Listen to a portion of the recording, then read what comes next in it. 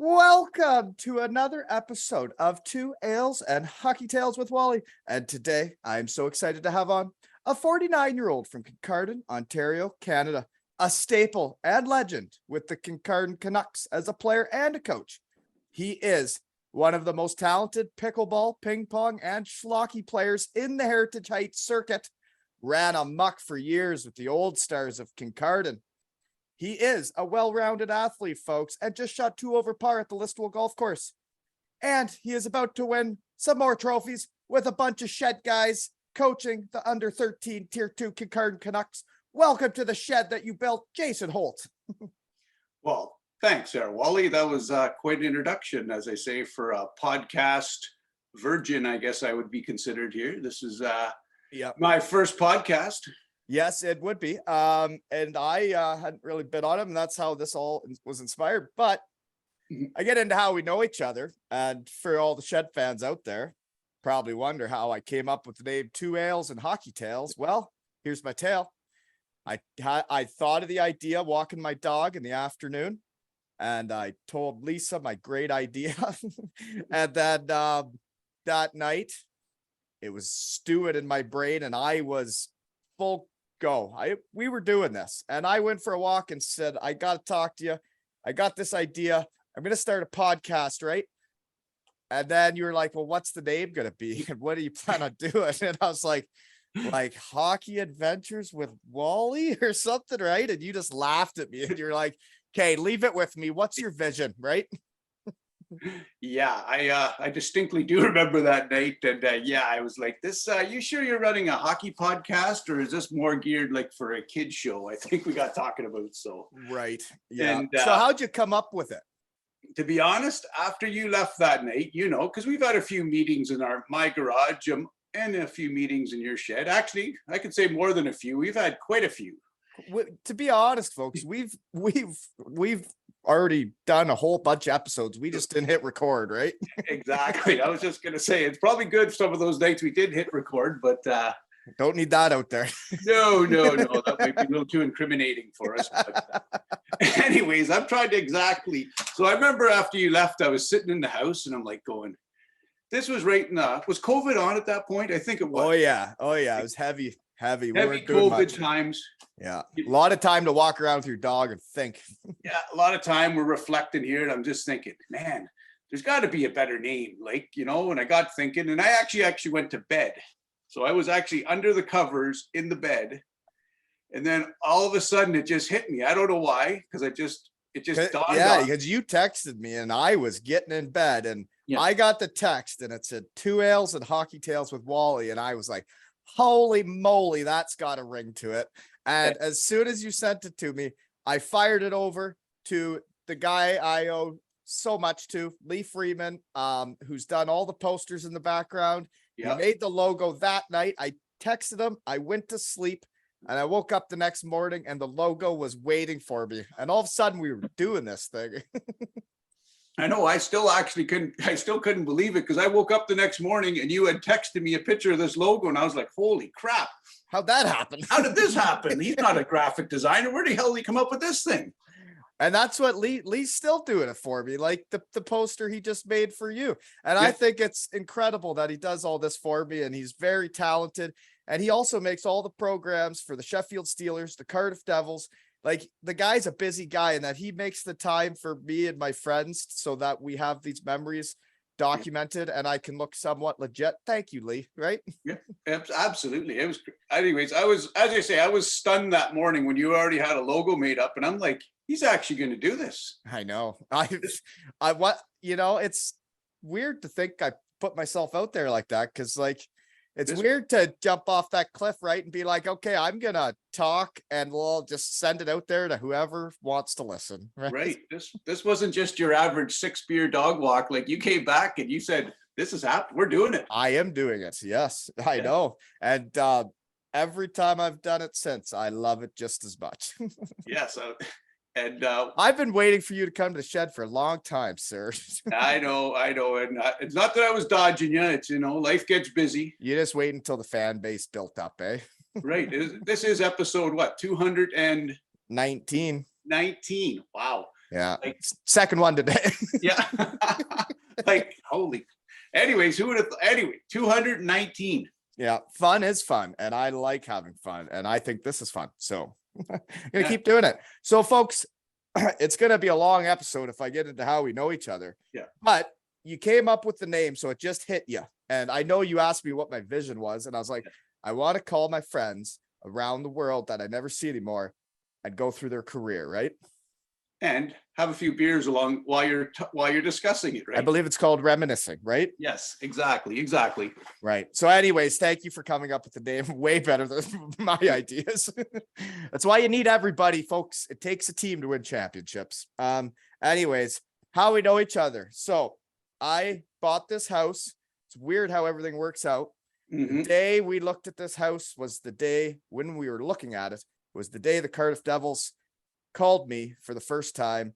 And then the day we bought it was the day I signed the contract, which is kind of weird timing. But I lived here for 2 summers in this neighborhood, and I didn't really meet many people. Wasn't really on the pints. Coach was a little difficult with me that way. So I lived here for 2 summers and we never even met, right? Yeah, and to be honest, folks, for anybody out there, like, we are literally, like, from my house to this shed is probably a good, if I had to say, a pitching wedge. Oh, I think you could hit a pitching wedge over my house from your house. Yeah, like maybe, I've seen you golf this year. maybe a 9-iron if there was a slight breeze in the face, but Well, there's some tree trouble on the way. yeah, but that's the proximity of how close we actually live. Yeah, so folks, you go through my backyard to the next guy's, and then you're just out there. Yeah. Yeah. So I wasn't very mobile in the neighborhood. I wasn't meeting many people. I wasn't working in town. I wasn't playing hockey in town, and I didn't really know anybody for the first couple summers. And you know what? Quite frankly, I thought this neighborhood was a little stuffy. I was like, who has fun around here? I'm like, I don't think I fit in. But apparently this neighborhood has a lot of fun. I just had to meet people. So fun fact for the fans was my wife's grandmother had an old golf cart that she could no longer use. It was called the Gem. Should look those up, folks. They're quite the machines. It was green, looked like a spaceship. So she gave us that. We went to Michigan, bring it back, and now all of a sudden we're mobile in the neighborhood, and we look ridiculous too. But we were driving around the neighborhood and saw a playground, and we cruised by, and you were having a beer at the end of your driveway with another dad. And I was like, huh, that looks fun. And then we drove by and we didn't say anything. And then I was like, they got a playground, kids. Do you think they have kids? And they're like, let's go ask. I'm like, should we? And we went back and asked if you had kids, right? Yep. And then we got to chit-chatting, and you said, well, there's a fella around the corner named Johnny that's a good time, and he's having an outdoor tragically hip concert in his backyard with the big screen, right? Yep. And the rest is history. Yeah, and I do gotta say that golf cart or whatever, I don't even know if it's classified as a golf cart, but yeah, for all the listeners out there, you should definitely look up what the Gem is. Oh, I think I still got some pictures of it. It looked like it was out of the friggin' like the Jetsons movie or some sort of space age thing. And when I first drove by, I was thinking to myself, what? People could see it coming, right? Oh yeah, like this thing was unique. Yeah, you put it in road mode and it would go too. Yeah, it would. And next thing you know, the cart pulled up, and like any good Bruce County boy, I offered you a beer, and we kind of hit it off. Yeah, I think that day and meeting you, that really changed my outlook on what I thought of the neighborhood and living here. And like, I didn't really know anybody. And then I meet you, and then I remember my shed guy Scoot and Dana, my sister, were here, and they come to visit us. We're living in a new town. We don't know anybody. And they said, well, if you're invited to this thing, you should go meet these neighbors if this is where you're living. Yeah. And we went over, and I couldn't believe how much fun all the whole neighborhood was having. Yep, I do remember. Yeah, that was. And now we do it all the time. Yeah. Now it's a staple. Yeah. So yeah, that was the Tragically Hip concert. So you came up with the name for the shed. That's another way we know each other, but you also helped me build it and wired it to code, folks, to code. Yeah. Oh yeah, it's all to code. Oh yeah.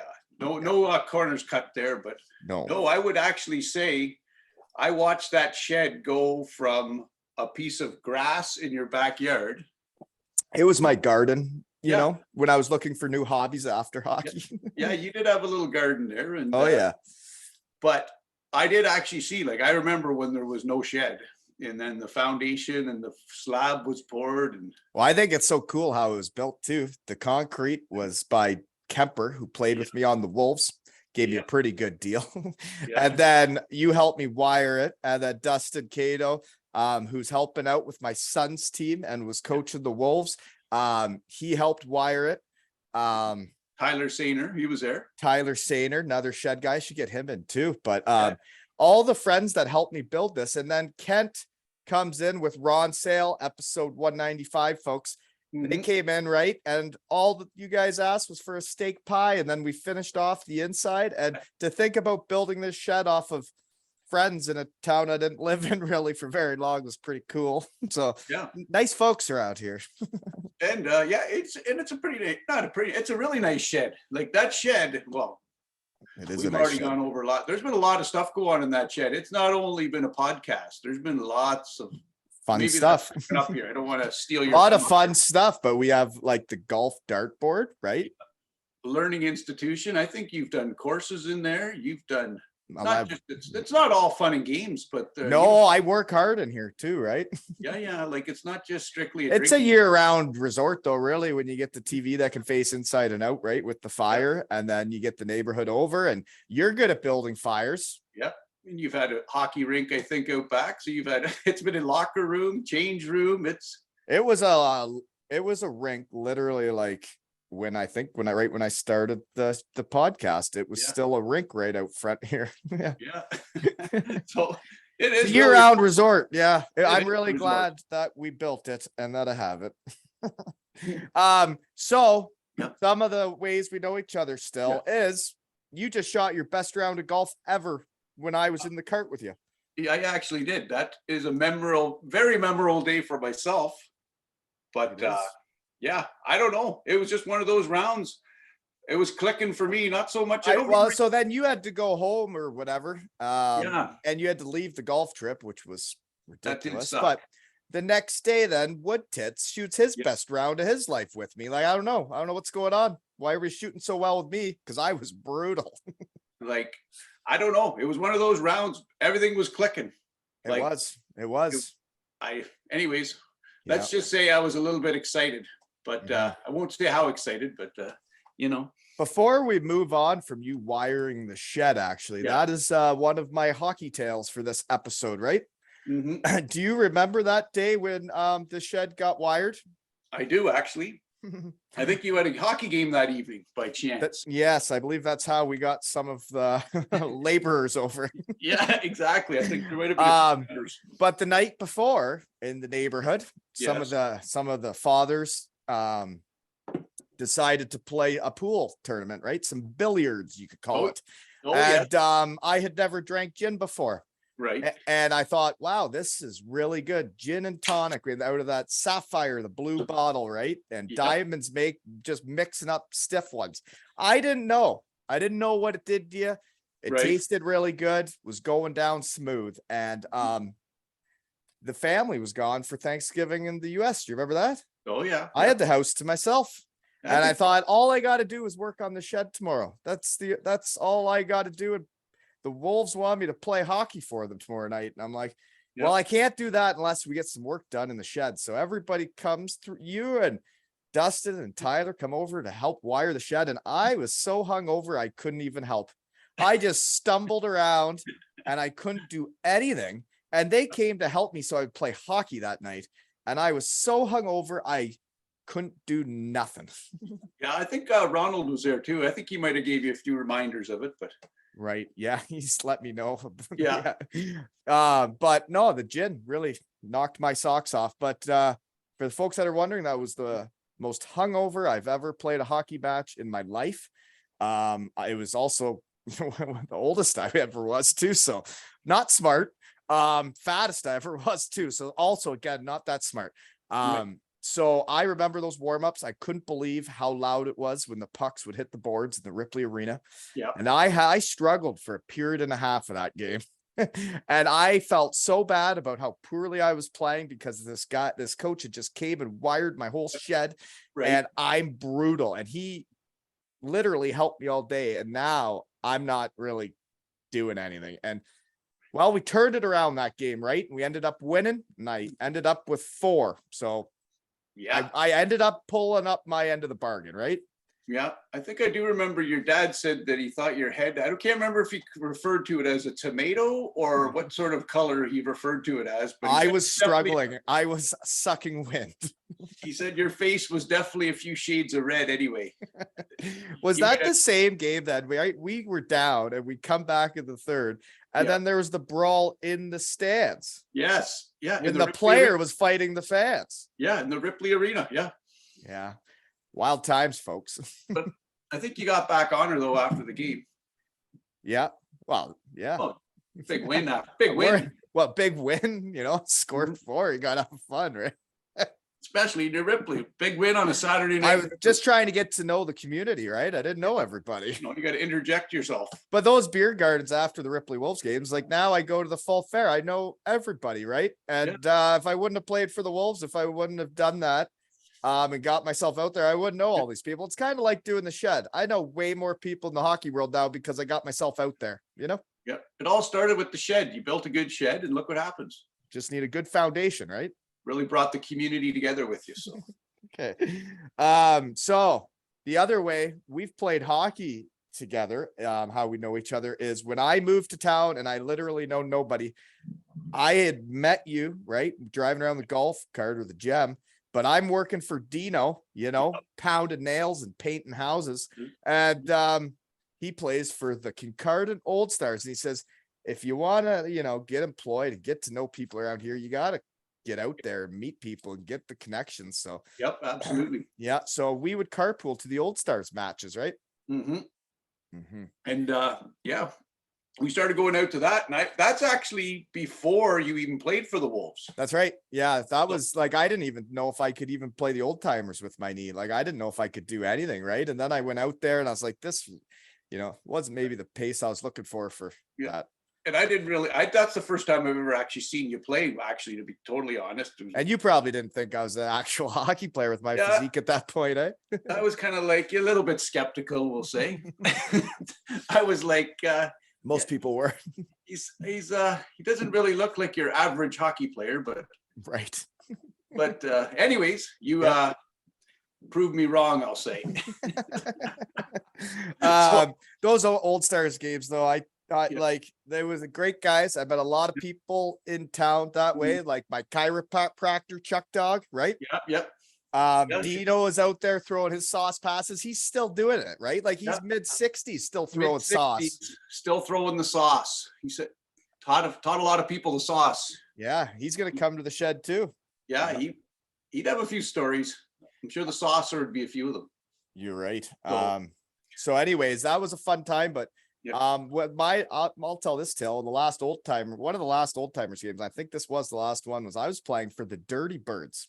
Okay. Yep. And we're playing a match against the Paisley Eagles. Right. And a guy didn't like I took the puck from him or something. Mm-hmm. And then he didn't like that I could stick handle. Yeah. And he started giving me the business, like every time, like anytime I go near the puck, this guy's giving me the business. And like I let it go for a little bit, and then all of a sudden I was like, okay, I've had enough. And I waited till he got the puck, and then I did the same thing to him that he had been doing to me. Yeah. And man, did I start whacking the shins and skating and back checking on him. And I was all up in his business. And then he stops and hits me. His buddy comes in and hits me. And then all of a sudden I'm in a melee in Old Timers at 10:30 at night at the Tiverton Arena. And I'm like, what the hell am I doing out here? Yeah. What a mess. There is a few lumberjacks out there in these old timer leagues. And it's interesting when you put grown men in different jerseys, right? Is that they do end up getting competitive and they don't like looking stupid, right? Yeah. And there's definitely a few of them out there. Yeah. Well, I ain't going back out. So that was your final hurrah. I don't think I'm interested, really. I don't know. I get asked sometimes. I'm like, I don't even know if I could do it anymore, man. Well, it's too goddamn late. That's the problem now. It's too late for me. They need another pad around here with all you got rep teams sharing practices and under 11 and not, do you guys do it like an under 13 is sharing practices? No, we don't have to that this year, which is kind of nice. Oh, it's different, but anywho. Is you guys, is the U11s have to do shared practices? Yeah. You guys do? Okay. Yeah. I think, remember that last year we did. That is right. So, So anyways, we played hockey together another time. yes. We played hockey against Wendel Clark. Did we win? Do you know what? It was like a 1-goal game because I remember Wendell and I started mucking it up at the corners.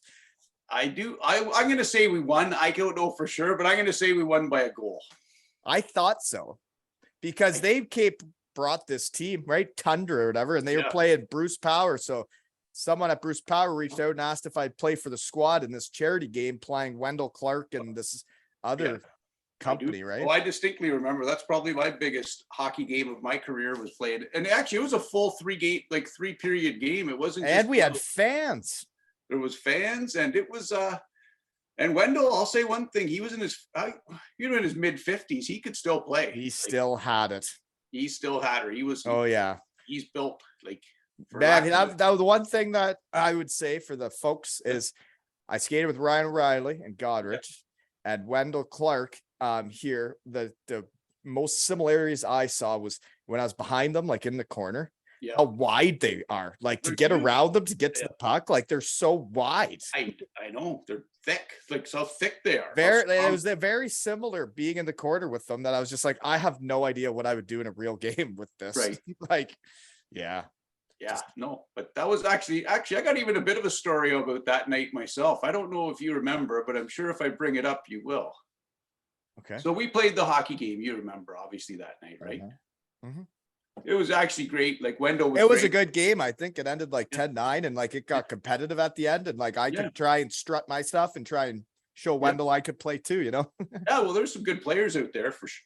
And so then after the game, remember we all went back to Boston Pizza. Wendell came back and they had the big food spread and the beers and everything going on. And then that was the night we were leaving Boston Pizza. And I got a call. I was having a flood at my house. You got a phone call, and I remember Lisa was just frantic, and you're talking about your house is flooding, and I'm in the passenger seat, and I'm like, "What do you mean your house is flooding?" And you're like, "I don't know." You put the phone on, and like the house is flooding, and I'm like, "What do you mean your house is flooding? This is crazy." And it was. And then we drove back to your house that night, and I remember opening up the front door of your house and just getting hit by a wave of like warm air, like wet warm air, like you were in a sauna. And I'm thinking, what in the hell is going on here? And it was all somehow stayed in our bathroom on the main floor and all went down through the floor into our utility room. And like there wasn't that any big issues because it stayed in the bathroom, but it was the hot water under the sink, like just popped. It was crazy, Hot water shooting everywhere, like wide non-stop. open, like wide open. You couldn't turn it off, and we got there just in the right amount of time. Well, I think old Leapin' Lynn Clayton came over from next door, and I think he just hit the main water valve right in the house. But they got the hot water, or they got the water off before it flooded. Yeah. Could you imagine if that would have happened and nobody was home? No, I can't. Like, your house, like, anyways, but I do remember that was that night, and I do remember that because we were hanging out with Wendell and we were having just a fun night, and then all of a sudden it went from that was cool meeting Wendell Clark and having beers with him to then your house is flooding. Your house is on flooding, and I'm like, it's not even raining out. I remember we drove home and we were driving back, and I'm like, how is your house flooding? I know it's not a good feeling when you get that call. No, I do remember. So, but that was that exact night. Okay. Other ways we know each other. Well, this is going to take up most of the episode here. You did just shoot well and list well, but we've been on multiple golf trips, annual golf trips with my old man, right? Absolutely, yes. Fun times, right? Like we've been like, where we went to the Blue Mountains. I remember, and that's staying at Ross and Reed Yahtzee Shed, guys. My college roommates, old man's place in Collingwood, right? You could say we ran amok that weekend. I would, that would be a good way to say it. I don't know if we need to let out all the stories, but it was definitely, we ran amok in the Blue Mountain Village, and It was We actually played some nice golf courses too. Which ones did we play? We played Georgian Bay Club. That was Georgian Bay Club, that's pretty ritzy. Mhm. Well, not pretty, very ritzy. We Yeah, Laura Bay. Laura Bay, and then I don't know what the other one is. Oh, that was some other. We played another one. But fantastic weekends to get away, and it's nice. Oh. It's nice that you're my neighbor and I met you, because it's nice to have people to do that stuff with. Yeah, we had a blast actually, and we went. Oh, did we play 4 rounds? I can't remember if we played 3 or 4 rounds. I think it's usually 3, right? Mhm. The weekend and then either the Friday or the Monday. Yeah, and I'm trying to think of that other golf course, but we played that other. I think we played it twice, the other one for some reason. But anyways, no, it was a blast. And Ronnie, he's well, maybe that's a whole other. He's a bit of a weapon, that guy, right? He just turned 67. Yeah. Wow. He just turned. Yeah. Yeah. And that he's still got it, you could say. He's not a day over 25. No, not on those weekends. No, Jesus Christ. No, he is a weapon. That's one way of putting it, right? Yeah. So poster picks we'll get into here, because we could stay on how we know each other. Well, I guess the other way is you are it, like I've talked about the pickleball circuit. I had Ethan Skinner on, he's played. You are in the pickleball circuit as well, right? Yeah, it was. We didn't get out as much this year. I was kind of disappointed, to be honest. But we have played a lot of pickleball, and I still think we got to get up to that Davidson Center and see how we fare out against the. You want to go in and play the old folks? I want to see how we fare out against the 60 and 70. I think we dominate them. Well, you never know. Some of these guys, they might put it, or the women. So, but what if I think it's a lose-lose. If we go into town and play the old folks, we're either going to dominate and feel bad about it, or we're going to lose and feel really bad about it. Yeah, we're going to be like, yeah, you're right. It is a lose-lose. We'll wait till we're old before we go. Then we'll join the real leagues, right? Yeah, but we do. That was actually this summer we didn't get out near as much. No, and it's a pretty good vibe when you get the music playing. He's got the tennis court that looks out over the water. Like, it's not that bad. And you get some of the local young bucks out there. Like, there's some athletic fellas. Yeah. Like the Skinner boys, and get some of them out. So, I think he's joined the Ripley Wolves. I heard a rumor. You know what? I think I kind of heard the same rumor. He wouldn't be a bad pickup for him. No, geez, might have to come out retired and win one more trophy, eh? I was just gonna say, I no. Put me in as the 8th string D. So your poster picks, you had the Wendel Clark. That was a cool night that Kincardine brought him to town, right? That was cool. Yeah, no. And we didn't even have to, like, as I said, I just kind of our work. It's not like we had to pay like a fee or anything to go in it. Like, I just got asked to go play, and then they asked you. Yeah, it's great. Like, a lot of times when they bring these celebrity guys in, you got to pay, $200 or $300, or you got to fundraise. And yeah, we just got to play a fun hockey game against Wendel Clark. That's our childhood. That's my childhood hero, right? Doug Gilmore and Wendel Clark and the boys. Like, Wendel Clark's the first overall pick. And he's very wide, and he's just a good old country boy when you get talking to him. Yeah, I know you would. Yeah. Out drinking beers, carrying on. So I wonder if I could convince him into the shed. You should actually give a shout out, Wendel. Hey, but since I've started this, what I've realized is you may as well just shoot your shot, right? What are they going to do? Say no? Yeah. So Wendel, if you're listening, give me a shout. Come to the shed. If you're listening, Wendel, come on in, bud. Be just like Boston Pizza back then. Okay. Next one. Poster pick. The Old Boys 2018. So I'm just going to give the background here, folks, for the people listening in the UK is right. Old Boys is in Kincardine every 10 years.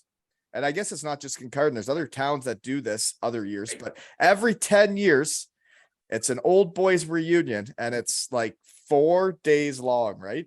Yeah, I think there's different dances, different concerts, different events every single day, all day long, all over town. Yeah. And everybody in the world that has ties to Kincardine, that's from here, that's parents are from here, that have been here on vacation. Yeah. Everybody flocks here for those 4 days. It just runs amok, right? Basically, yeah. She's a high octane booze fueled weekend. It really brings the community together though, doesn't it? Yeah, it does actually. I think, well, typically it starts out with the Thursday golf tournament. Right. And then And that's yeah, that one gets pretty carried away, right? The fellas get Thursday off work, they head golfing, and it's 4 golf courses or something, right? And then everybody ends up back at the same beer tent. Yeah, and then she just go time from the first tee, and it goes way Thursday, Friday, Saturday, Sunday, Monday, 5 days of it. But then there's a thing called the shirt tail parade, right? Yeah, and that's the main event, folks. That's the main event. That is when the entire town dresses up in the most outrageous outfits you've ever seen. Think Halloween. Yep. But on steroids. Right. But you're doing a better job. Yeah. More like a Mardi Gras Halloween style. And then everybody walks down the road together like that, right? And it ends up at the Ball Diamonds. The kids can see some weird stuff if they're out that day, right? Yeah, it's definitely you grow up fast that night if you're out watching that parade. Yeah, you can see some things. They might have a few questions the next day for mom and dad if the little toddlers are running around. But. Well, so I have my memories from 2018, and it only happens every 10 years, folks. That's why it is something to cherish. Right. I got to be here for that one. But 10 years earlier, I had signed at Beatingheim, and they made us go and run around a track on July 1st. So I had to leave when it was happening, and we had like the in-laws here, my parents here, we had everybody here all dressed up together, and I was running around a track in Germany. Well, I probably was running around here, but I don't think it wasn't really a running race. It might have been some sort of outfit, but yeah, it's one of these events you actually have to experience. Yeah. To truly understand it. Yeah. No, it's hard to explain, right? Yeah. Like it's just the magnitude of how many people come to this small little town, right? And have fun and just let their hair down, right? Yeah. And and to be honest, I don't remember like you think when you get that many people and that much alcohol, we'll say mixed in there, there'd be fights and stuff, but I don't honestly remember one fight or anything. Like everybody's just having a good time. Everybody's having it. What I loved about it is like nobody's judging each other. Everybody's just having a time and getting in one, and it's dressed absolutely absurd. And it's the managers, the supervisors, the common workers, everybody in town ain't judging anybody, and it's just let's go have a time. Yeah, exactly. So. And then there's buses set up to take people all over town to their houses too, right? Yeah. So there's no drinking. Like it's pretty well run event, but everybody has a good time. And the police, they're pretty liberal about it the weekend, but well, they know what's coming, right? Yeah. I mean, as long as you're not everybody's in good spirits. Yeah, exactly. So I guess next one's 2028, I guess, right? Yeah, that should be a doozy. Yeah. Well, it's fun because it brings like different generations together too, right? Because I remember when the last one was happening, I was like, so my kids are going to be how old for the next one? I know. Same with mine. So it's like, yeah. My kids are already asking about it. And I'm thinking. And it all depends what age you're at, what sort of events you get to, right? Exactly. But everybody's at the shirt tail if you're of age. Well, we'll be a little wiser for the next one, maybe. Yeah, that was actually so fun story of what I remember of that weekend was because we do live so close, was we were getting ready for the parade, and you had visitors from out west, Aspen or somewhere, right? And then you had the Spooge dog and Petty all at you on your back deck. I went over there, and then that was when you guys introduced me to the song Colt 45, and we were just blaring it on your back porch or back deck. So and the whole neighborhood could hear just having a laugh.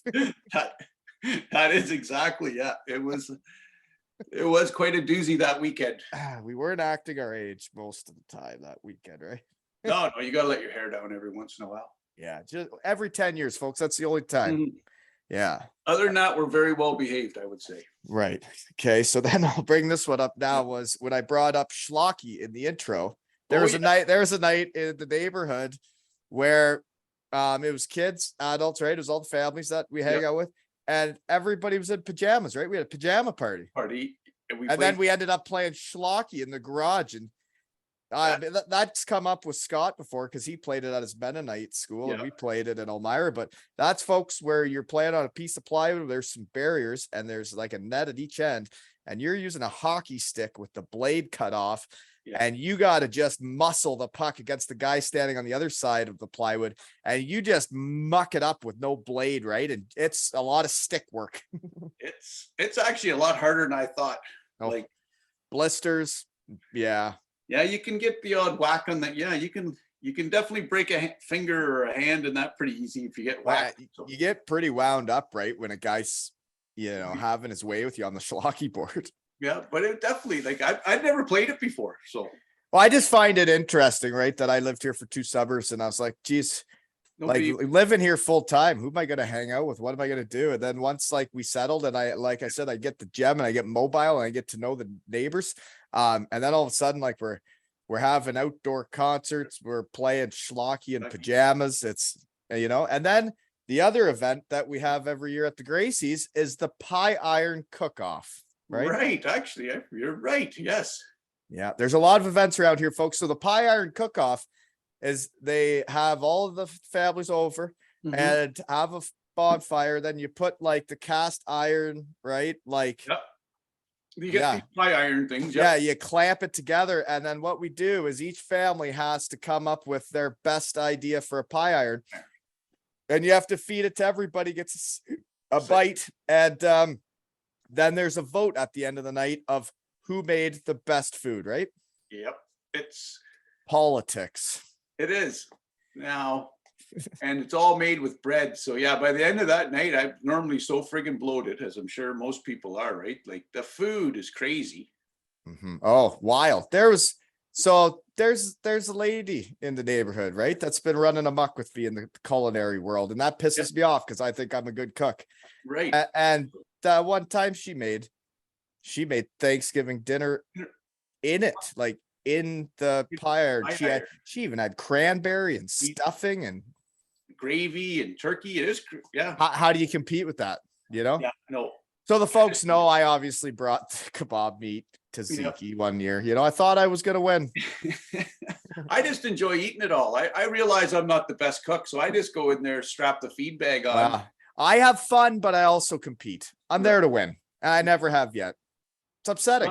Don't give up. Don't give up, Wally. Like, the year I thought I was going to win, though, then we bring the whole in-laws, that we bring like 8 people, and you can't vote for your own thing. Well, all of my votes are getting dispersed out because they can't vote for me. But geez, it's tough to win when you're bringing 8 people and can't vote on your own, but not making excuses. I got to be better, right? Yeah, you got to bear down next year. Bear down. Well, I think I'll just get into this one now then. Is there was a guy in the neighborhood, I won't name names, but like we do have a lot of fun around here. So Sundays in the summertime, right, was like whoever wants to come, we're going to the beach, and everybody get down there and we have barbecues and like all the kids hang out and have fun on the beach, right? Yeah, no, typically you get a text message, you would come in, I don't know, 10, 11 in the morning.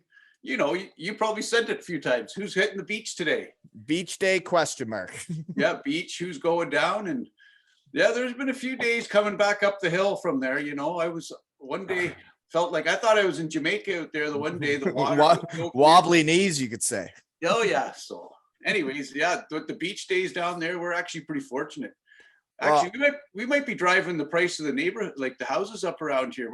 We probably shouldn't talk about it anymore, eh? People might find out about Kincardine. I keep talking to people in my shed. But the story I was going to bring up, I'm not going to mention names. I just think it's a funny story. Was we had a beach fire, is big fire. I wasn't there this night. I've just heard the story numerous times. But the one fella, because he is young and athletic, he thought he could do like a cartwheel, or was he doing a handspring? I think it's a handspring because you got to spring over the fire, right? He tried to do a handspring over the fire, folks. He did not make it. It's tough to get the spring on the sand, right? Yeah. And typically the fires we build are pretty big, fairly good size, right? Got to clean up the beaches, right? Yeah. We're trying to clean up all the beech wood and driftwood, and but he kind of landed right in the fire. Right. Yeah. Right in it. So that he had to, I guess he cooled it off in the lake, right? Then Lake. he put his arm in the lake to get it Yeah. cooled down. I don't know. I think he might have had to do some more cooling down later on that night. I don't know, but he did. Yeah. I've seen that same guy Yep. when one neighbor, so he is that most helpful neighbor around too, though, when it Yep. comes to helping out. But there was one day a fella said, I really want to get that branch way up on that tree trimmed someday. Yep. And this fella is so athletic, folks. He said, you want that one right there? There. And he just went down there, scaled the tree like a monkey, Yep. and was way up in the air, and then just sliced her down. Hand cut it. Like he had a hand, like a little Hand saw hanging Nope. from, and he held on with one arm and just did this about 50 feet in the air.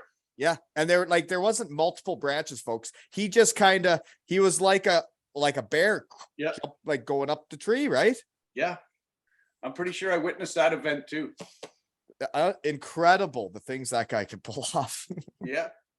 No, he might be a good one to get on the pod, but then you'd have to disclose it. But Right. Yeah. Well, you never know what people want out there, right? Okay. But I think it's all in good humor. oh, it's exactly. It's living and it's great. Great to see, witness. Mhm. Poster pics. There's one with you with the Waltons babysitter, your daughter Sydney. Oh, and yes. You're in front of a beautiful lake. That was this past summer. We actually went out to the friends you were talking about there earlier from the West Coast. We went out there this summer. And that is a place in British Columbia, Joffre Lakes. There's 3 separate lakes that you have to climb. It's, I don't know how many vertical meters. I guess we're in Canada, we could talk meters. I'll say it's 2,000, now I'm switching to feet. I don't know, probably it's 2,000 feet elevation we had to climb up to get up to this lake. But And anyways, you got the stamina to do this. well, I don't know. I was actually thinking I should have brought a defibrillator with me by the time I got up there. But anyways, me and Sydney, my daughter Sydney, climbed up there. And if you're ever out that way in British Columbia, it's called the Joffre Lakes. Beautiful looking pic. So is that the same pic that you have the whole family then with the mountains and like the river going behind or whatever? Nope, that's in Alberta. That's up in Banff. Geez, you guys get out, eh? Yeah, what's the road going up through Banff, past Banff up to Jasper, but that's called Pateo Lake. I don't know if that's in the Banff National Park, but that's actually that's a lake. It looks like it's turquoise. That's the color of the lakes out there up in the glacier fed lakes. Anyways, yeah, it's quite. Is that you guys just did this trip, right? Yeah, we just did this. So if you're ever out that way, highly recommend. Go from Banff, drive all the way up through to Jasper. It's probably one of the nicest drives I've been on. Okay, well, I've never been out that way, so I cannot say, but I'm curious what it looks like because the ride from Germany to like Italy and like going through Switzerland and Austria gets pretty wild out there too. But I've never been out West Canada. Yeah. So is that where you get the picture of you and Sheldon with the Gretzky statue then? Yeah, so we actually ended up in Edmonton. So we went from Jasper over to Edmonton. And not as beautiful. as we were driving across there, everybody's saying, oh, they wanted to go to the shopping mall. We got to go here. We got to go there. And I said, if we're going to Edmonton, we got to go see the new Rexall or no, Rogers Place Arena there, whatever this. Yeah, the new arena. So we went to their new arena and it is phenomenal. It's beautiful. But then the Gretzky statue, as you can see, background, Gretzky, big fan of Gretzky. Who isn't? Yeah. Yeah. He grew up. That's my era. But anyways, so I said, I got to see the Gretzky statue. So everybody else was saying, let's go to the West Edmonton Wall and water slides and Lululemon and wherever they wanted to go shopping. And I said, nope, I'm going to see the Gretzky statue. I got to see I can't come to Edmonton. You need to have a little dad type too and decide what you're doing, right? Yep. So we went and saw the Wayne Gretzky statue, which is right out front of the new, I think it's Rogers Place. This is a weird story, but that I've never told on here before. But the only time I've been out west, I went to Edmonton to play a roller hockey tournament. Yeah. But I didn't go as Brent Walton. I went as Kyle Barker. Kyle Bar. Yeah, because I played roller hockey for Waterloo Kitchener. We didn't make the nationals like for all of Yep. Canada. And I played AAA at Guelph minor hockey. Their roller hockey team makes it. Kyle Barker can't go to nationals and they need another player. So they asked me to go with them. And then I went there and just ran an absolute muck. And I found it very interesting that the best I ever played was when I wasn't playing as my own name. So then everybody wondered what happened to Kyle Barker after that tournament, but He's in the history books anyway. he stopped playing roller, I guess. Now, who was your coach? Is that when you had? Walter Gretzky was my coach when I played I was a team that went to like Las Vegas in the I remember you winter telling and me stuff. that, Yeah, we put like an all-star team together, like from Ontario, and he was the coach. A bunch of Bradford fellas were on the team, and that's how that connection happened. But yeah, Walter was my roller hockey coach, so that was pretty cool. Yeah, that is. So for just my favorite story of him was when they have the sensor showers, and he would always be cleaning up the tape in the room. Yep. And he walked into the shower to grab some tape balls that were in the shower. It just got soaked, and he was so shocked that those showers all of a sudden turned on him. Right. Fully clothed. That's a pretty cool. Like, yeah, because now is he just your coach for one tournament? Yeah, it was like that season or that summer of roller, and then we went to his thing called Winter Nationals. I actually left the Sure Kings playing junior B my rookie year. I left and went to Las Vegas and played a roller hockey tournament mid-season. Yeah. I don't think you do that anymore. I don't know. No, I don't know if they release you nowadays for that or not. Yeah, I don't know if that's a thing you ask your junior coach to do anymore, but I did it. Mm-hmm. So here's a question. Where and what are you doing now? What am I doing now? Most people that I have on, I haven't seen. I just walked the dog past your house before I came here. I was just going to say, yeah, I think I was talking to you not that many long ago. Anyways, no. I've been working up at Bruce Power, local power plant up here. I've been up there now for 25 years this February, if you can believe that. You don't seem old enough to say that. I know I don't feel old enough, but I guess some mornings I do. Actually, a lot of mornings I do. But anyways, that's a whole different story. You talk ailments all night, but yeah, no, do that. And I'm actually helping coach my young lads hockey team. He's and you got some shed guys on there. You got some of my fellas from last year on there. Yeah. You got Knox and Net. Jack Moak, shed guy. So those two guys came on. And then you also have Cade Dudgeon and Spencer McGilvery was Evan's older brother. Right. Your other goalie, and he would come to all our team functions and play in our pond hockey tournaments. I'm trying to think who else. Owen White, I guess. Owie Bear. Yeah. So yeah. Me and him have a connect. We're tight. But I think the coaching thing, I posted something about it today, was the team I had last year brought back my love of hockey way more than even just the shed. Like, I loved it so much coaching those kids. And now I see them around the rink and they literally come up and give me hugs. Like, I don't know. I'm not tooting my own horn, but I haven't seen many kids give other dudes hugs. So I miss them. I miss coaching those guys. You got a great group of kids that are with you. But yeah, like Knox came up to me. This is before you were his coach, before he was with your team. Yep. This is before teams are made this season, but he came up to me and gave me a hug and said, "I miss you being my coach." And it's like, oh God. Good. You know? And that's why you love that shit, right? And I can't wait. My Zoe's team, my team, we start Sunday morning. First game at the Plex in Port Elgin, folks. 11 a.m. Be there, be square. My under 9 gals are gonna run amok. We're not even gonna keep score. She might be SRO, standing room only. Oh yeah. So get there early. Packed out. Yeah, you're right. You don't even have to pay to get in this year, folks. Yeah, that was ridiculous the last couple of years, in my opinion. Why you had to pay to go see your own kids play? That's when you're. But they've got rid of it this year. There's a few things in minor hockey that are strange, but whatever. That could be a whole other pod. The other thing is, though, is your coach that you're coaching with was shed guy Dudge that coached with me last year. Yeah, so yeah, I'm getting to know Dudge this year. Yeah, he's got lots of hockey experience. He's got his own shooting clinic. He's got lots of good hockey experience. So Yeah. it should be a good year. So No, and like he's great with the X and O's and the drills, and like, Yeah. man, when we're busy people, and like for all the parents out there that do help out with their Yeah. minor hockey teams, like you don't have much time in the day to have a plan and be prepared when you get there. So I really appreciated having Dudge. I loved working with him. We could call each other and have a practice planned within 2 minutes, and it's like, okay, back to work. Smell you later.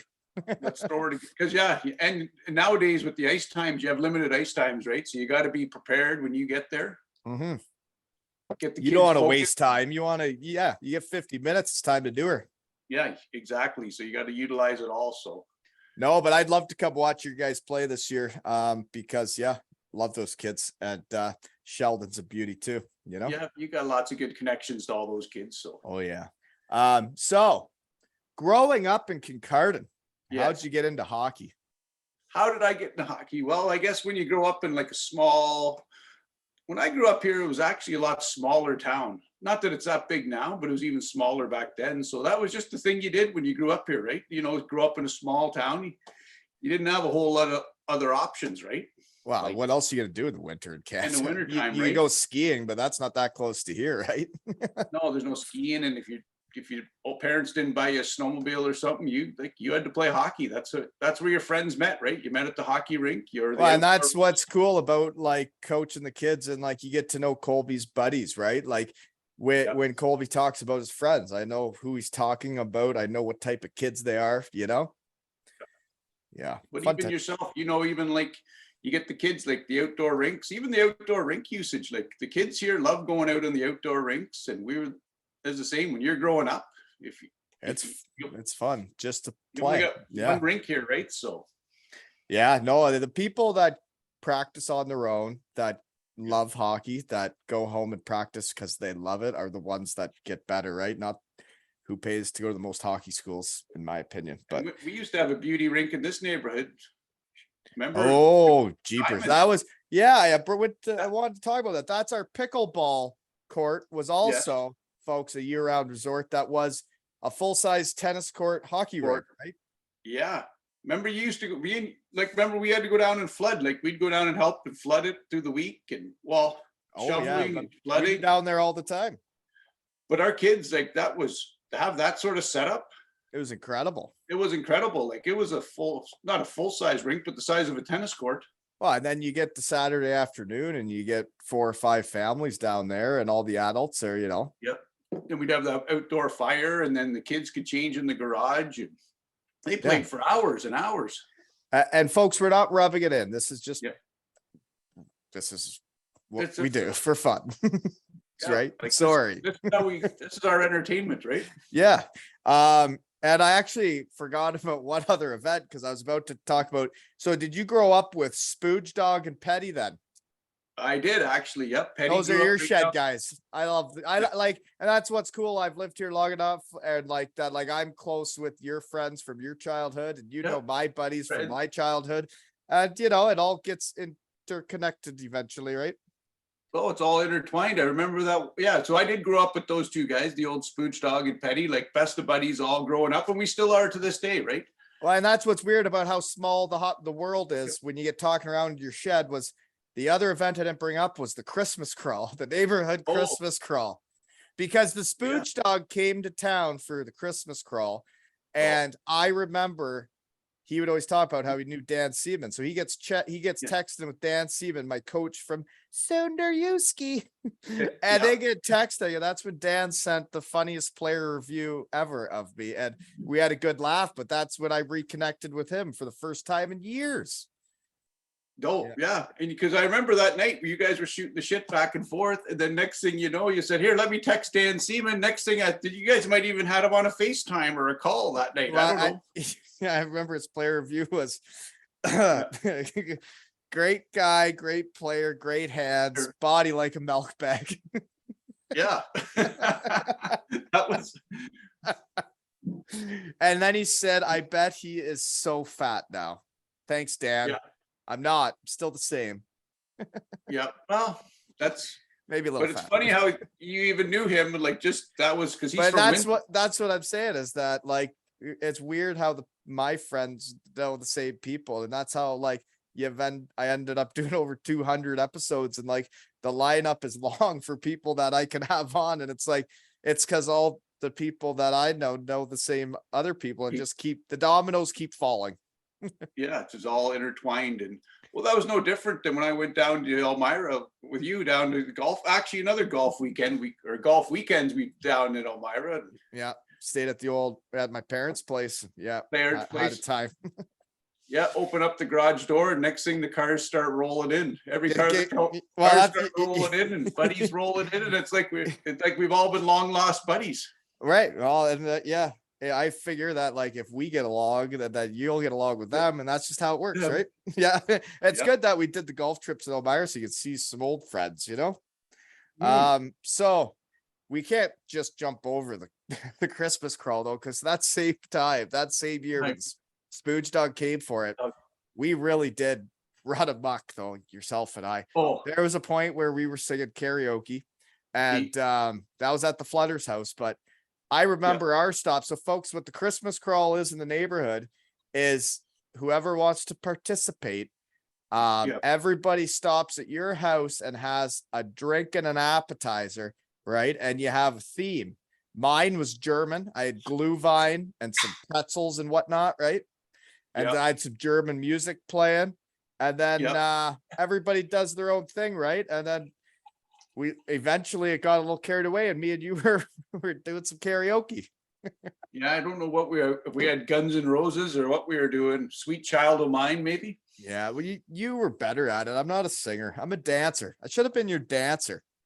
I should have been a lead singer of a rock band, but You really should have. I know. You had it that night, no doubt. Yeah. Right. Yeah, Speaking of the Spooge Dog and Petty, so these are your childhood friends from Kincardine. Was Yeah. there not a boat incident on your family trip? When you say family, I mean Spooge Dog, Petty's family, and your family. Was there not a boat incident? there was actually a bit of a boat incident. I don't know how much time you got here. If you want me to give you the Coles Note version, yeah, keep her to the Coles Notes because I think I still got quite a bit for you here to go over. So basically, we were up on the Trent Severn Waterway. If anybody knows that area of Ontario, beautiful area. So we were up there, rented a cottage for a week. The families, everybody was up there, right? So we got up there, and Petty says, "Well, if we got a big thing, we got this big cottage, right? We need to get a boat." So we rented a pontoon boat. So we'll set sail. We had the boat for a couple of days. Then we said, we're going to set sail down the Trent Severn Waterway. We're going to go do some locks and go through the lock systems and all this. So we were bombing through the lock systems, having a great old time, driving down. And the old Spooge Dog, he was in on the boat. So this is like the quick version. So anyways, we're driving, and he finally looks over at me and Petty and says, "You know what? I've paid my fair share for this boat, right? And you guys haven't let me drive it once yet." And we're like, "Well, come on, dog. If you want to drive the boat, drive the boat." And we said, "Do you have a boat license? You need a boat license." He goes, "I did the online course. I passed. I got 100% on the online course. I've got my boat license. I can drive this damn thing." And he was like, "All right, we're all right. Do you take the boat then?" So the Spooge Dog gets in on the boat, and the boat's full. There's probably like 15 people on the boat, wives and children and all of us, right? And the Spooge Dog, he just hits the gas, right? And we're bombing down the river like it's a waterway, right? Highly recommend going up there. Beautiful area. So we're going along. He's driving along. Next thing, he gets the hat, gives her the backwards turn, right? He's going down with the boat, hair flowing. And he says, "Here, take a picture of me. Get a picture of me." So I want to update my Facebook account. We'll say Facebook. Anyways, so he wants to update his Facebook account. So this is cool. We're driving down.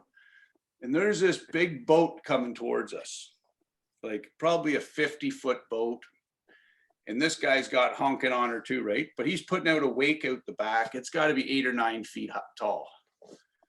So we're bombing down, and Spooge Dog got the boat going, and we're like, okay, and this wave's coming at us. So we thought he might try and veer around it. He turns it right towards the wave and pins it. So now we're going full speed on this boat towards this 8-foot wave or 9-foot wave.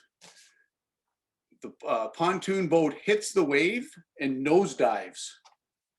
So we submerge the whole boat under this wave. With 15 people on it. 15 people on the pontoon boat, rips the whole front end off the pontoon boat. The whole boat goes underwater and then it springs back up. The wives are screaming, the children are crying, and the spooge dog's sitting there. He's just soaked in the seat.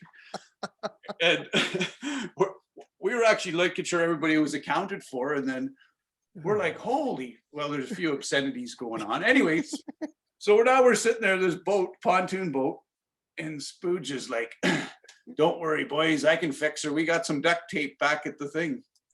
And I remember looking over at Petty, and Petty looks at me and he goes, yeah, thank God we got the better deposit on this boat because we upped our insurance.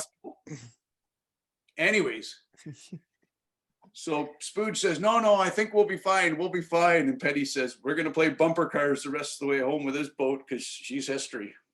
So we ended up, and we still had like a 2-hour boat ride to get back. But anyways, we ended up taking the boat back, and we had you were covered? God, no. It was a $2,000 deductible. And we're like, do you think this damage is under $2,000? And the guy just laughed at us.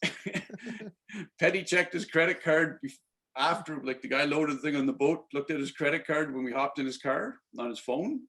It was already billed to us. So anyways, yeah, that was kind of the quick PG version. Right. I do know that it was days, right? You were on the boat, and the Spooge dog, he wasn't behind the wheel for very long, and then the incident happens, right? Finally, one day he's finally had enough. He said, I paid for this boat and I want to drive it. Okay, back to hockey talk. Was Derek Burrows your coach when you were a kid? No, it was actually Keith Davidson. So who the arena's named after, the Davidson Yeah, Center. like that was back when I was, I better put the hat right. That was a Spooge dog story. Turn around. Yeah, so yeah, it was that is a nice hat, by the way. Yeah, shout out to that. But yeah, no, it was Keith Davidson back then. So he was the one running the program, similar to what Derek Burrows does now. Right. They named the arena the Davidson Center, and the next arena, because we do need more pads, should probably be the Burrows facility, right? Yeah, if they ever put in an extra pad or a whole new arena, who knows? But. So Chad guy Derek Burrows, I think it was episode 35, folks, he has ran the Tyke program for the last 30 years, probably. 30 years. Yeah. Every single kid that comes through in hockey, he knows them by name. He knows the parents. He knows everybody in town. And crazy. Yeah. What a guy. He does know. He even remembers my daughter, and she only played for a couple years there, and he sees her downtown. He remembers her. And fun fact for the folks is he also made the 2 Ales and Hockey Tales jerseys that are around the world, right? Right. Shout out to Presto Crest, right? Right. So local business here. So yeah, so I think it's all cool how everything's interconnected when I get talking to my shed, But so how did your minor hockey go? Did you have a good age group? We had a pretty good age group. Yeah, we had some good players. Like a bunch of them went on to play like junior B. A couple of them went on to university. Like probably the best player in my age bracket, there was a couple like Darren Mackey, Sean McKegney. They went on and had some pretty good years. The old Spooge dog, he went on.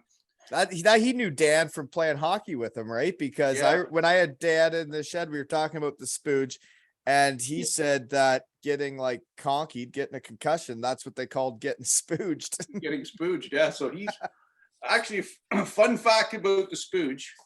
He is a 3-time All-Ontario Junior C champion, which is that right? That's a lot. 3 times.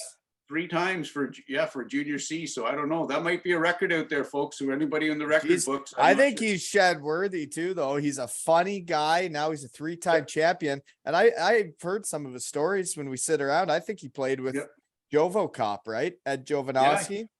Yep, he did. Yep, down in Windsor when he went to school down there. So yeah, he Um, could be a one. Give him a shed boost. so did you ever win any trophies going through minor hockey? Yeah, we won some when I was in my younger years, like novice, Adam, Pee Wee. We won. I think we won a silver stick back in then, and we won a bunch of like local tournaments. I don't think we were ever on. I don't even know if I can't remember. I don't have any all Ontarios, but I don't know if we used to do all Ontarios until you got into Bantam, I think it was. Yeah, it's amazing how things change every year, Changed right? and now And it's evolved, but yeah, so we I won a find bunch it of- weird that they like it's probably to make more money, but what do I know, right? All the teams have to get hotels and you all come to the same place and there's a whole bunch like I liked when there was series to win all Ontario, right? Yeah. Instead of a tournament. right now it's this tournament format and stuff.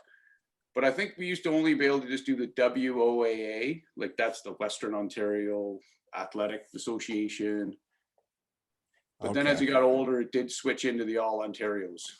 Okay, so you guys were pretty good. Kincardine's always pretty good, right? We had, yeah, as I said, like there was some pretty good players. I wouldn't say I was in the upper echelon, but there was some pretty good players. So then after minor hockey, then you're done hockey. When's your last year of like competitive hockey?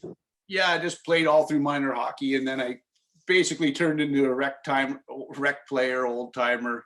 So then you left for university somewhere? No, actually, I went to college up in Sudbury, Ontario, which is it's a bit of a hockey playing community too. But you went to as I said, Sudbury. yeah. So that's actually went to community college up there. Took a 3-year course and instrumentation technology, which is like get you into working in like valves and industrial control systems and Oh, yeah. Well, if you need any heat treatment done, I'm right here. yeah. You do all heat treating. Yeah, you guys run control systems. So yeah, you know about that, all that good stuff now since Oh. you're after hockey life, right? Oh yeah, I know lots about stuff that I never used to know about. Yeah. I'm a subject matter expert now, Jason. Wow, a SME. Yeah, the SME. Yeah. Oh yeah. Mm-hmm.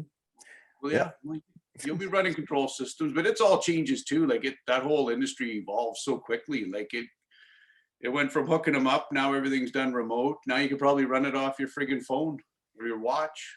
Oh yeah. The way things are changing now. No, it is incredible what you can do with computers and technology. Yeah. So you're done, then you go to Sudbury, eh? How was living up there? It was all right. No, it's cold. The winters are good. You have to kind of like the winter if you're going to live up there. So when I went to university, right, basically I was going to play hockey. Hockey was most of my day.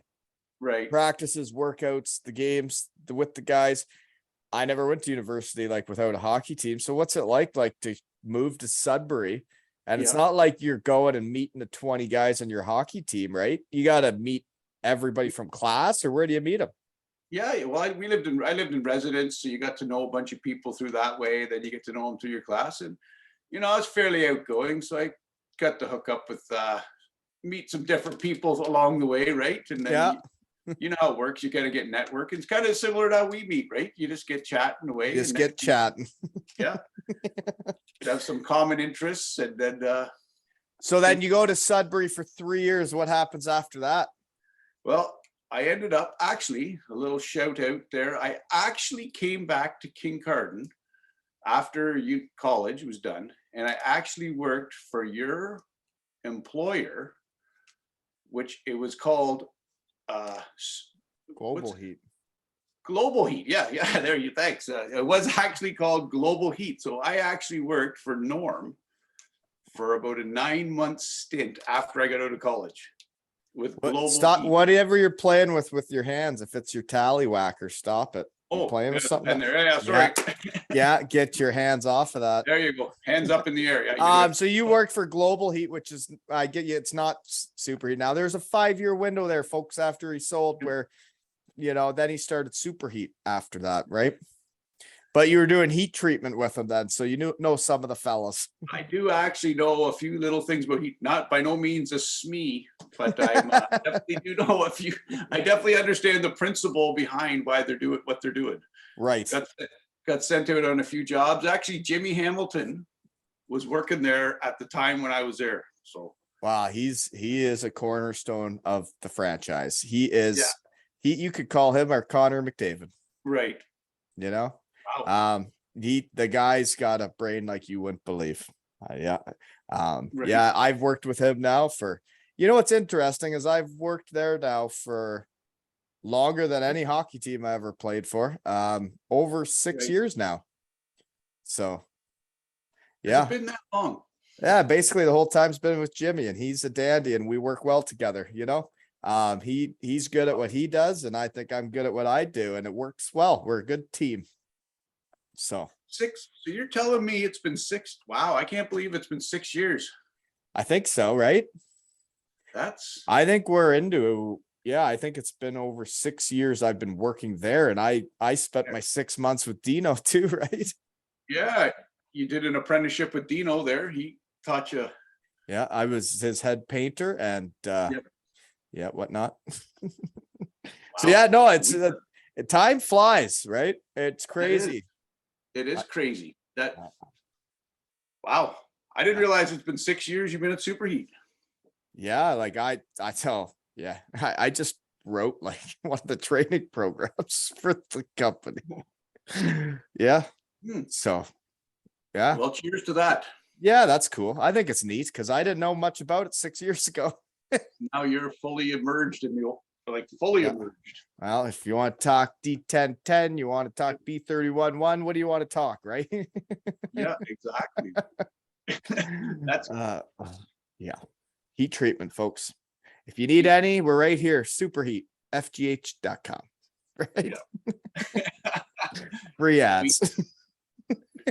You can't treat it, nobody can. Okay. So then after Sudbury, then do you move back to town? Then No, I guess actually, I had a little stint down in the KW area. I worked down there for a company for a couple of years, and the big city, eh? big city of KW. Yep, just a little bit, just south of Elmira. Yep. Okay. Yeah. So then we haven't had a love story in a while. Yeah. So how'd you and Jen meet? Woo, geez, this is gonna get heated. Oh yeah. No. So actually, ironically, when me and Jen lived in Kitchener, because Jen lived in Kitchener at the same time I lived there, but we didn't have any idea, know each other. That's a big city. Big city down there, but we only lived about 2 blocks apart. But I guess she couldn't sniff me out down there. So I was it was actually when I moved back to Kincardine, she ended up getting a job up here, and we had no idea. So then she just moved here for a job, not knowing anybody. She moved up here to get a job. So she was working at one of the local dentist's office. And you went in and you just had the cleanest teeth she'd seen, and you got chit chatting, and next thing you know, there's a Sydney and a Sheldon. Yeah, that basically sums it up. She couldn't resist, and then the next thing you know. Now we're here. But no, yeah, we've actually met at the dental office. Is that right? Yeah. I don't think I've ever heard a love story that started in the dental office. Yeah, I went in there, she had to give me my pre-screening. She asked me all the questions. She says, like, have you had any heart issues? Have you got any of this, any ailments? They go through the whole checklist. Yeah. And it got to the STD portion, and she says, do you have any STDs that you know of? And I said, none that I'm aware of. And then next thing you know, right? Yeah. There you go. You had her right then. And I had her. Then she was all over me. She couldn't resist. So. Oh gosh, that's fun stuff. So it was either that or the Bruce Power sticker. I don't know what it was, but. So you did get a job out there at a young age, eh? So from what I understand, the folks that work out there, and yep. You're going to get to retire soon. Well, if all things go as planned, hopefully, yeah. So, but I'm just starting work. I'm only 6 years in. You're only 6 years in. How the hell? Yeah. Why do I feel like we're the same age? What's weird is when you start working in your mid-30s, and then they're like, okay, you get 2 weeks holidays, and you're like, oh, really? I used to get 4 months off every summer. Yeah. And I don't have to work in the night. Like, I don't have to work a lot, really. You just go do what you like doing. Yeah, it's about- And you get to hang out with your friends and like get some exercise and they pay you. yeah. Yeah, not Yeah. anymore. What the hell That's were- actually one thing how we know each other too, that everything comes back when you get chatting was when I first moved here and we'd go play with the old stars, or I'm working Yeah. with Dino for cash there or Yeah. what have you. And we'd finish our old stars battle against whoever, and then we'd probably be carpooling and then have to have a beer or two to discuss the hockey match and how exciting it was. Yeah. And we would discuss like, how am I going to get employed in this town? Who should I meet? Yeah. How should we do it? Right? We would make plans of how to get me employed. Yeah, I do remember those. We'd have a Yeah. debriefing for sure. And we were talking your employment opportunities, we'll say. Yeah. Which, We came up with some good plans, and it's funny how Yeah. it all works out, right? That then the guy just down the road from you is how, Yeah. and then that's the guy I meet, and then Right. neato. but just think of all those brainstorming employment talks. Oh, It is interesting though, and it's tough though for all these hockey guys that end, man. It's like yeah. you can kind of joke around once you get out the other side 5 Right. years later, whatever. But like when Yeah. you first stop, like people that haven't been through it don't get it. Like when No, your only talents were scoring goals or playing hockey, and then you're in your 30s and you're like, well, now what? And you got kids and stuff. It's tough. Oh, it's definitely a transition. Like I'm sure like everybody sees on TV all these guys doing this and that, but Then you all come the to an lights end. go, then the lights go out, right? When they've been Yeah. big stars forever and they think they're hot shit. yeah. And then what do I do now? Yeah. And nobody gives a shit about you no more. No, I know. So it's definitely got to be a transition. There's no doubt about it. So But anyways, it was nice to have you there to chat with and make plans with, right? yeah, and we definitely put a hurt on the beer fridge most nights. So Yeah. Okay. So what age do you start with the Kincardine Old Stars? what age did I start?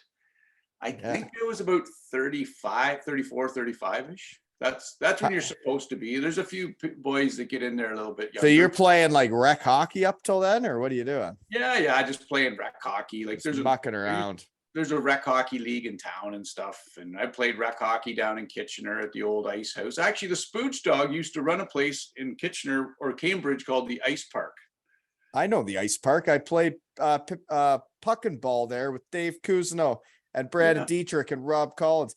The ice park had the coolest tournament ever. It was 3 games of hockey and 3 games of slow pitch. And Right. it was your combined winning percentage between the two sports. I used to play in those too. You might have been one of them down there that kicked our ass. Oh, we would have in hockey if you know who I just listed off. Yeah, exactly. I was just going to say we had one guy from town that used to come down and play us, old Travis Riggin. Oh Shut in. yeah. See, well, our challenge was the baseball, right? But we enjoyed that more. But Right. after him, it fell off pretty quick. So if he wasn't scoring, we were screwed. Right. So, I remember we went to one of those and we won the first 2 games, and then we're playing the next game, and they've seen our scores against the other team. So instead of coming out to play us, there was 3 guys came out totally in one naked. The goalie was wearing pads and a jock strap, that's and it. they just skated around as a joke because they're like, we're not going to play you guys. There's no point. Right. So that game was canceled. That was at the Cambridge Ice Park. Yes. I used Spooch Dog. The used to- arena's the ice is all down in the basement, and then Yes. the restaurant's up top. Spooch Dog used to be the director there. Really? The Spooch Dog directed that. Yes, he was. Man yeah. of many talents, isn't he? He is. So, as I said, Okay, what else do I got here for you then?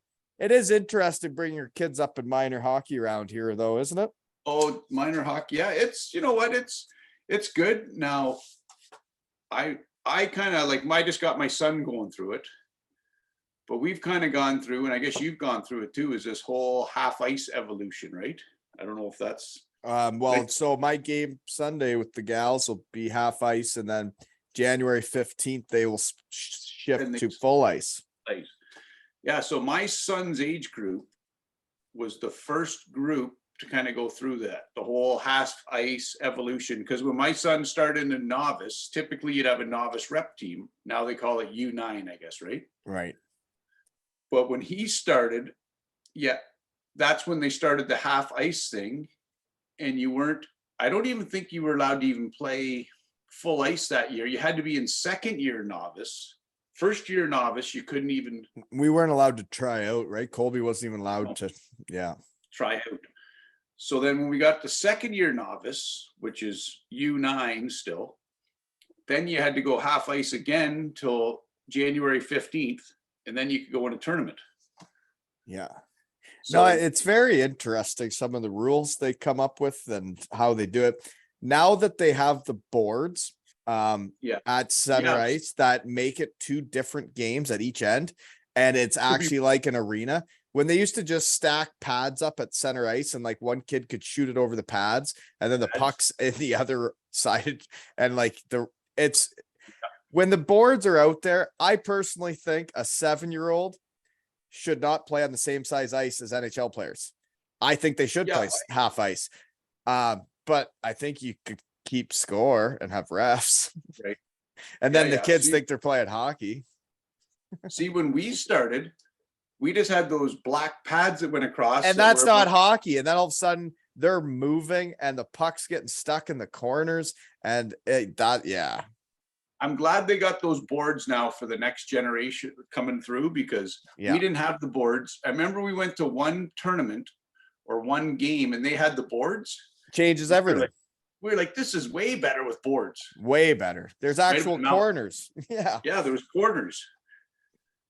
But it's interesting what's going on with Hockey Canada and the rules they come up with. It's, it's like, geez, I asked some hockey guys that have an idea. Yeah, no, it's definitely there's a lot going on in Hockey Canada right now. Here's another one that I got a couple more notes here. Ripley shinny with the kids. Oh yes, yep. So folks, what that is the Ripley Arena. Ripley's where the kids go to school in this neighborhood, which, fun fact for the folks, is in Ripley, mullets are in. All the kids at the school, all the boys have mullets. Yeah. And they look fantastic. Yeah. Long, flowing, like good flowing mullets. It is literally like bringing 80s hockey back, but it's like every boy at the school is just running amok with a mullet. It's wild. I would agree. Oh it's actually Sheldon, my young lad was just out there tonight. Well, I find it interesting, right? Because I guess we're letting out a bit of a secret about what goes on around here. But the Ripley Arena would have a thing called Family Shinny. Hasn't been going on as much since all the baloney, but we would go out there, $5 for each kid or whatever, right?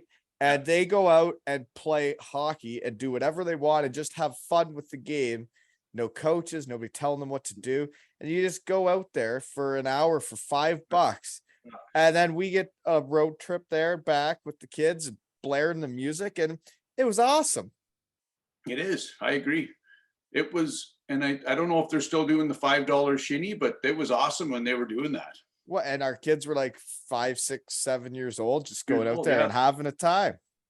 It's ice time, right? Just enjoying the sport, right? Being loving the game. They weren't. It's what it's all about. There was no regimented drills and. Yeah, because it was like playing pond hockey, but in an arena. In an arena, right? Yeah, you didn't have. And there was different age groups. There'd be a games breakout. You got 13-year-olds coming out in their blue jeans. Yeah. Ripley's awesome. It forced the kids too to make teams up, and they actually throw their sticks in the middle, kind of like we did when we were growing up. Oh, it was just kids being kids. Yeah, exactly. Yeah, no, Ripley, I really liked that town. I liked the people there. I liked my time with the Wolves and like going to the fall fair. They do it right. And the mullets look fantastic, kids. And they do got good hair out there. Yeah. And one other thing we've done there was when I didn't know where I fit in the hockey world and I didn't know what to do. I knew I still loved hockey. I ran a couple Wally Skills Day and you were one of my helpers. I do remember that. Yes. That was fun too. The kids loved it. I remember that I think I charged like $20 a kid. And then all the money we made, we went to the Bruce and spent it all on lunch and beer. Yeah, we might have had a couple draft after that one. So we worked hard, Yes. organized the hockey thing, and then went and spent all the money. Then you got to play hard. Yeah. Work hard, play hard, right? Yep. We keep the economy. It's all about keeping the economy rolling.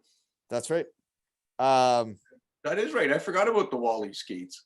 Yeah, I haven't done any in a while. No, that's Let's probably do something sometime. You know, I really do like the coaching, and I like having a team though. I like bringing a team together and like doing that. That's what I like. Yeah. And I don't really like making money doing it either. no, well, you know what? You're doing it because you love it. Right. That's the thing. You're not. Yeah. Yeah. I like getting to know the kids and I like bringing teams together and having fun because fun is fun. Right. Exactly. So what else do I got here? Wow. We've talked about a lot of this stuff already. I was one for this though, when the lake freezes. Oh, The best outdoor rink ever, but everything's got to happen perfectly. that was so rare. I got footage of that day. And I've actually got videos like how that ice was so flat. It never happens on Lake Huron like that. Well, it happened like I've got to do it 2 separate winters, but this year wasn't as good as the one a few years ago there where it was like, so what happens is, folks, there'll be like icebergs, right? And then if it gets warm and everything calms down and settles, those icebergs will protect everything. And then there's a flat area and a little bay. And then if that freezes and it doesn't snow, we had the biggest rink ever there for like a week. It was crazy. It was awesome. It's hard to even, like I don't ever remember that being like that growing up here ever. Like I had never really seen it either, but the pictures I got of like Colby and Zoe out on the ice that day were incredible. And it was thick. And the other weird one I did, because I like to find outdoor rinks. That's like a hobby of mine in the winter when I like to cruise around, is the waves came up onto the shore and we're on the sand and weren't getting back to the lake because there's a little lip. So then it froze. The beach froze and you could skate on the beach. Wow. I think I remember you sending me a video of that. Yeah. Yeah. It was a little skinny patch, but we made it work. You made it work. Well, I've seen you skating not you. I think Colby was skating in the ditches up the concessions. Yeah, because if it gets warm and then it freezes, there's rinks everywhere. You get the right conditions. Yeah. Definitely. I can find them. Yeah, you definitely found a few.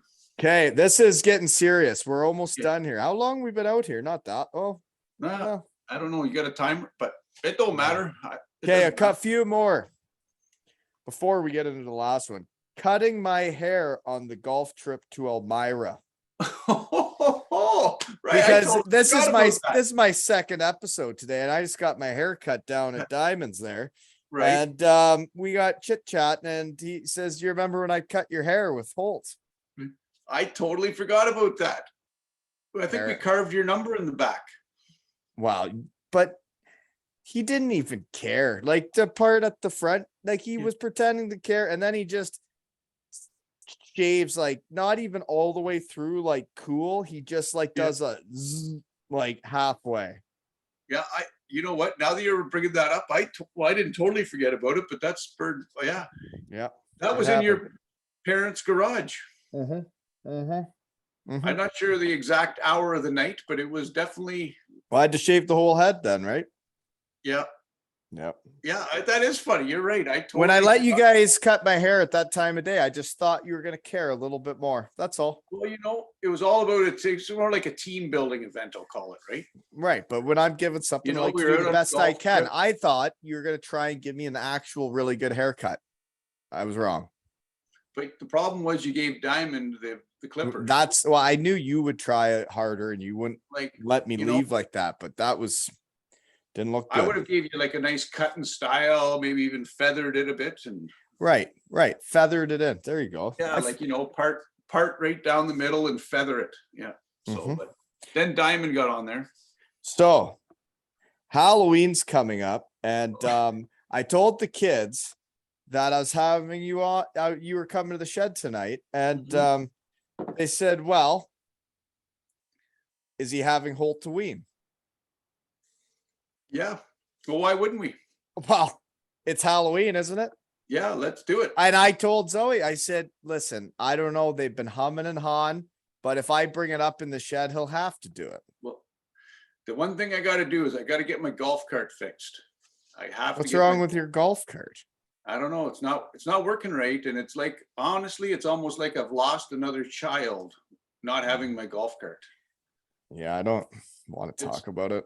I know it's not nice. Like once you have a golf cart and you don't have it anymore, Yep, I know. you know the feeling. I do know. The gem folks that we got gifted to us only had to pay some duty crossing the border, but the issue was that like the charger didn't work, the 6 batteries, I had to charge each of them individually. So like to go for a rip, I literally would have to charge one battery, then switch, get all 6 done and do that all the time. And it wasn't fun. And we ended up giving up the gem, right? But once you've been mobile and you go down to the beach and you get to go visit everybody on your golf cart, man, you without one, it's just not the same neighborhood. It's like, honestly, it's almost like you've lost a child. I don't know how else to describe it. Well, now with the prices of them, it's crazy. I got priced out of the market. I don't even know how to get in the game. I want a golf cart more than anything. Yeah, we got to find somebody that can sell them. Do you know anybody? Well, hopefully his prices are right. But so we are doing Holt-a-ween. We're gonna have to do something. So folks, just so I can explain, when is it? It is on Monday this year, right? So when Halloween is? Yeah. So folks, I'm gonna tell them the story of what the Holt-a-ween was, though. We moved to this neighborhood. We're getting to know the people. We're still pretty fresh that summer. We met them at the Tragically Hip. We met them at a couple other functions in the neighborhood. And then they're like, well, you got to come over for Holt-a-ween. And I still don't really know anybody.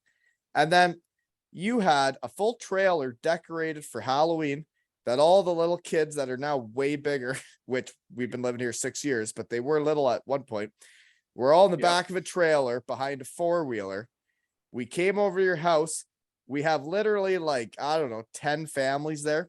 You guys got pizza for everybody. All the kids come dressed up.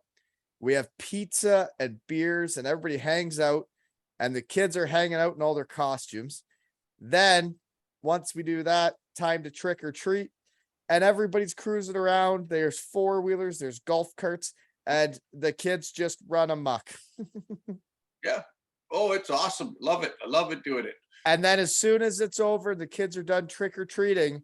There is a debriefing for all the dads of which route they took. How did it go? What candy did we get? Right? Things like that.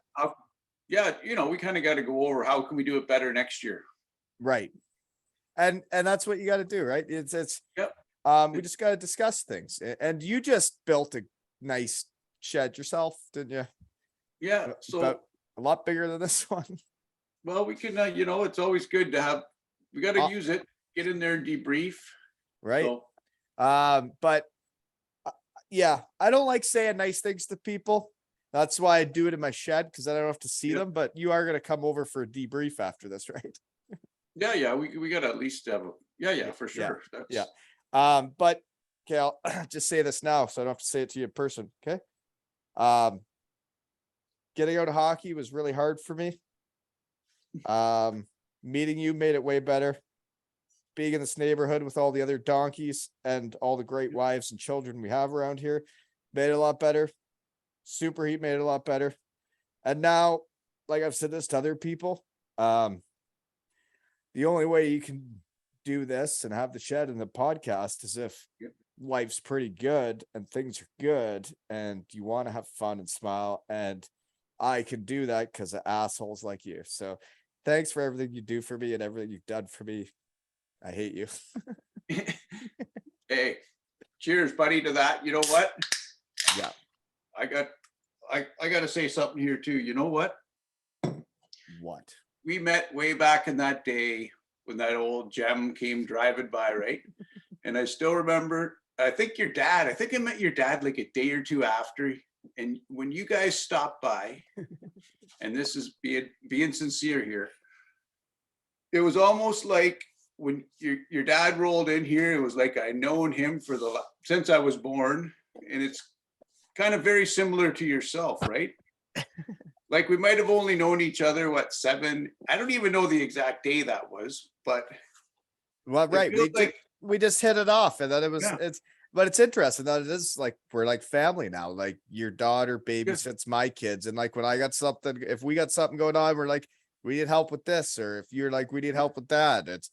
It is like a family feel in this neighborhood, and a lot of folks are busy now. When we had those little kids and we had all these functions, those kids are now growing up, and we're right in the years where it's as busy as it's going to get, and we don't get to have all the functions, but the people in this neighborhood are something special. Yeah, you know? No, I agree. Cheers to that. Cheers. So cheers. Anyways, it's pleasure being your neighbor and everything you've done for us. And I know my old man echoes the same thing, Yeah. And you know what? Your family, like if I go down to Elmira, I would have no problem dropping in, and it wouldn't feel like, it's like right. I've known you since we've been born. It's crazy. And you live right there. Yeah. It's so crazy. You may as well bring this beer over here now, because this has been another episode of 2 Ales and Hockey Tales with Holt and Wally.